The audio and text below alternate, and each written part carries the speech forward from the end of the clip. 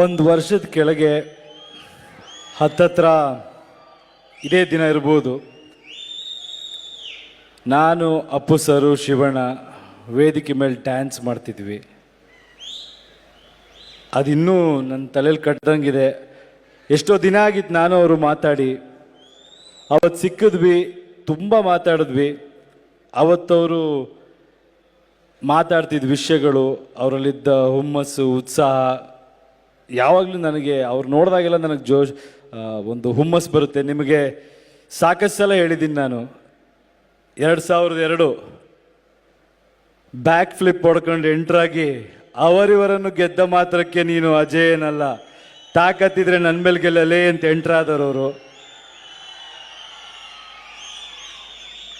ಅವ್ರು ಮಾಡ್ತಿದ್ದ ಫೈಟು, ಅವ್ರು ಮಾಡ್ತಿದ್ದ ಡ್ಯಾನ್ಸು ನೋಡಿ ಇನ್ಸ್ಪೈರ್ ಆಗಿ ಈ ಥರ ಮಾಡಬೇಕು ಅಂತ ನಾವು ಎಷ್ಟೋ ಜನ ಈ ಫೀಲ್ಡಿಗೆ ಬಂದಿದ್ದಾರೆ. ಗೊತ್ತಿಲ್ಲ ಅವ್ರ ಬಗ್ಗೆ ಮಾತಾಡ್ಬೇಕಾದ್ರೆ. ಲಾಸ್ಟ್ ಟೈಮು ಅಷ್ಟೇ ಬಂದೆ ಒಂದು ಕಾರ್ಯಕ್ರಮದಲ್ಲಿ, ಗೊತ್ತಾಗಿಲ್ಲ ನನಗೆ ಏನು ಮಾತಾಡಬೇಕು ಏನು ಅಂತ. ಇದೊಂಥರ ಲೈಫಲ್ಲಿ ಕೆಲವರಿಗೆ ಒಂದು ಅನುಭವಗಳಾಗುತ್ತೆ ಅಂತಾರಲ್ಲ, ನನ್ನ ಜೀವನದಲ್ಲಿ ಅಪ್ಪು ಸರ್ ಒಂದು ಘಟನೆ ಇದೆಯಲ್ಲ, ದೊಡ್ಡ ಇಂಪ್ಯಾಕ್ಟ್ ಆಗಿದೆ. ಜೀವನ ಅಂದರೆ ಏನು ಅನ್ನೋ ಪ್ರಶ್ನೆ ಉಟ್ಬಿಡ್ತು ನಮಗೆ.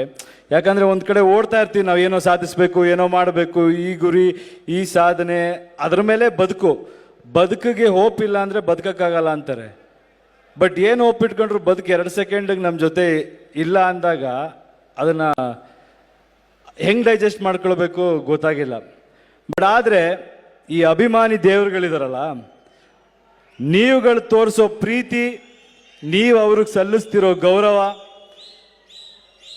ಅವ್ರನ್ನ ಜೀವಂತವಾಗಿ ಇಟ್ಟಿರೋ ರೀತಿ ಪ್ರತಿಯೊಬ್ಬರಿಗೂ ಒಂದು ಹುಮ್ಮಸ್ ಕೊಡುತ್ತೆ, ಒಂದು ಉದಾಹರಣೆ ಕೊಡುತ್ತೆ. ಅಪ್ಪು ಅವ್ರ ಜೀವನ ನೋಡಿದ್ರೇ ನೀವು ಯೋಚನೆ ಮಾಡ್ಬೋದು. ಅವ್ರು ಯಾವಾಗ ಹುಟ್ಟಿದ್ದಾರೆ ಅಂದರೆ, ಅಣ್ಣವರು ಒಂದು ಪೀಕಲ್ಲಿರೋ ಟೈಮಲ್ಲಿ ಅವ್ರು ಹುಟ್ಟಿದ್ದಾರೆ. ಯೋಚನೆ ಮಾಡಿ, ಡಾಕ್ಟರ್ ರಾಜ್ಕುಮಾರ್ ಅವರ ಚಿಕ್ಕ ಮಗ ಶಿವಣ್ಣ ಇರ್ಬೋದು, ರಾಘಣ್ಣ ಇರ್ಬೋದು, ಅವ್ರ ಮನೇಲಿ ಎಲ್ಲ ಅಕ್ಕ ತಂಗಿಯರು ಎಲ್ಲರ ಜೊತೆ ಒಂದು ಪುಟ್ಟ ಹುಡುಗ ಹುಟ್ಟಿದ್ರೆ ಎಷ್ಟು ಪ್ರೀತಿ ಸಿಕ್ಕಿರ್ಬೋದು ಯೋಚನೆ ಮಾಡಿ. ಅಷ್ಟು ಪ್ರೀತಿ ಹುಡ್ದಾಗಿಂದನೇ ಪಡ್ಕೊಂಡು ಬಂದಿರೋ ಜೀವ ಅದು. ಅದಾದಮೇಲೆ ನನ್ನ ತಂದೆ ತಾಯಿಗೂ ನನ್ನ ಮಗ ಅನ್ನೋ ಫೀಲಿಂಗು ಅದೇ ರೀತಿ ಇಡೀ ಕರ್ನಾಟಕಕ್ಕೆ ಕರ್ನಾಟಕದ ಮಗ ಅನ್ನೋ ಫೀಲಿಂಗು ಅಪ್ಪು ಅವ್ರಿಗೆ ಮಾತ್ರ ಸಿಗೋದು. ಚಿಕ್ಕ ಮಗುವಿಂದ ಅವ್ರನ್ನ ನೋಡಿದ್ದೀವಿ. ಆ ಮಗುಲಿದ್ದ ನಗು ಇವತ್ತವರೆಗೂ ಇದೆ. ಅಂಥ ಒಂದು ಯೋಗದಲ್ಲಿ ಹುಟ್ಟಿರುವಂಥ ವ್ಯಕ್ತಿ ಆ್ಯಕ್ಟ್ ಮಾಡ್ತಾರೆ, ಸ್ಟಾರ್ ಆಗ್ತಾರೆ, ಎಲ್ಲ ಆಗ್ತಾರೆ.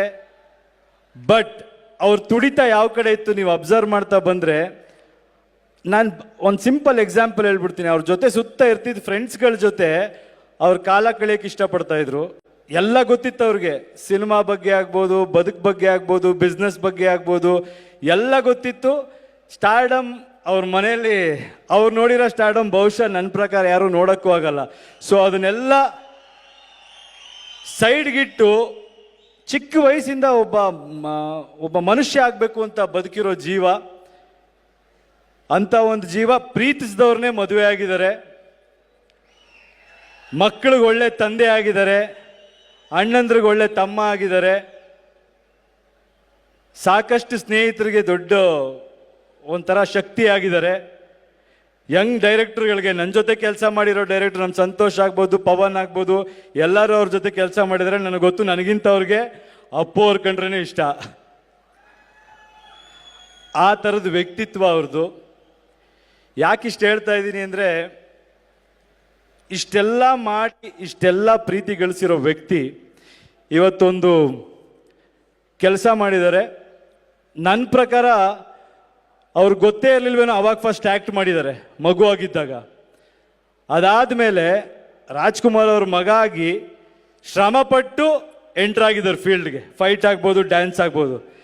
ಇವತ್ತು ಅವ್ರು ಇಲ್ಲದೆ ಹೋದ್ರು ಅವ್ರದ್ದೊಂದು ಕೆಲಸ ತೆರೆ ಮೇಲೆ ಬರ್ತಾ ಇದೆ. ನೋಡಿ ಎಂಥ ಒಂದು ಯೋಗ ಇದೆ, ಎಂಥ ಒಂದು ಶಕ್ತಿ ಇದೆ ಆ ವ್ಯಕ್ತಿತ್ವಕ್ಕೆ ಅಂತ.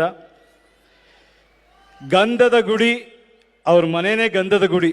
ಆ ಶ್ರೀಗಂಧ ತೇದು ಬೇರೆಯವ್ರಿಗೆ ಪರಿಮಳ ಕೊಡ್ತದೆ. ಅದೇ ರೀತಿ ಕಲೆಗೆ ಇಡೀ ಜೀವನ ತೇದಿರೋ ವಂಶ ಅದು. ಈ ವೇದಿಕೆ ಮೇಲೆ ಅವರೆಲ್ಲ ನಿಂತಿದ್ರಲ್ಲ, ಅವ್ರು ನಿಂತಿರೋದು ಕರ್ನಾಟಕದ ಸಾಂಸ್ಕೃತಿಕ ಸಂಕೇತವಾಗಿ ಅವ್ರು ನಿಂತಿದ್ರು.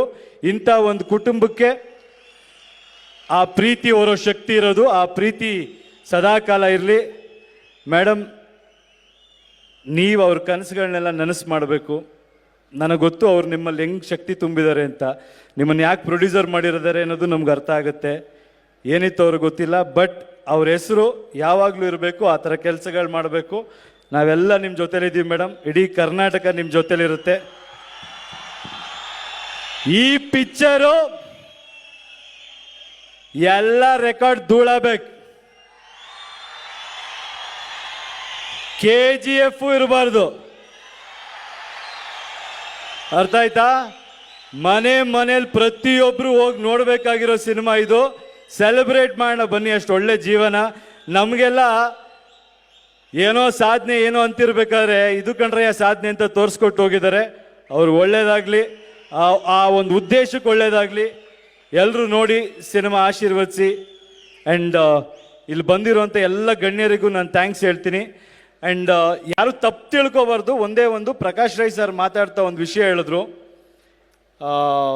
ಆ್ಯಂಬುಲೆನ್ಸ್. ಸರ್, ನಾನು ನೀವು ಒಂದು ಆ್ಯಂಬುಲೆನ್ಸ್ ಕೊಟ್ಟಿದ್ದೀರಾ ಅಂತ ಖುಷಿ ಪಟ್ಟಿದ್ದೆ ಸರ್. ಬಟ್ ಇಡೀ ಕರ್ನಾಟಕಕ್ಕೆ ಕೊಡಬೇಕು ಅಂತ ನೀವು ಆಸೆ ಪಡ್ತಿದ್ದೀರಾ ಅಂತ ಈಗಲೇ ಗೊತ್ತಾಗಿದ್ದು. Thank you Surya sir, thank you Chiranjeevi sir. ಎಲ್ಲರೂ ಮಾಡಿದ್ದಾರೆ. ಯಾರು ಅನ್ಯತಾ ಭಾವಿಸ್ಬಾರ್ದು. ಒಂದೇ ಒಂದು ವಿಷಯ ಹೇಳ್ತೀನಿ. ನಂದು ಒಂದು ಫೌಂಡೇಶನ್ ಇದೆ, ಯಶೋಮಾರ್ಗ ಅಂತ.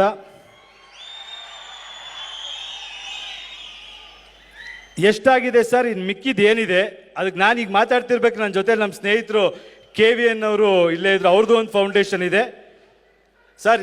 ಇಬ್ಬರು ಸೇರಿಬಿಟ್ಟು ಅದನ್ನಷ್ಟೂ ಮಾಡ್ಕೊಡ್ತೀವಿ ಸರ್. ಇನ್ನು ಮಿಕ್ಕಿದ್ದು ಯಾವುದು ಇರಬಾರ್ದು. ನಮ್ಮ ಅಪ್ಪ ಅವ್ರ ಹೆಸರಲ್ಲಿ ನೀವು ಹೇಳಿದ್ದೀರಾ, ಇಮಿಡಿಯೇಟ್ ಕನಸು ನನಸಾಗಬೇಕು ಸರ್. ಯಾಕಂದರೆ ವ್ಯಕ್ತಿ ಅಲ್ಲ, ಅದು ಶಕ್ತಿ. 25 ಜಿಲ್ಲೆ ಇದೆಯಾ ಸರ್? 25 ಜಿಲ್ಲೆಗೂ ಅವ್ರು ಮಾಡಿಸ್ಕೋತಾರೆ ಸರ್. ನಾವಿದ್ದೀವಿ sir. Thank you so much.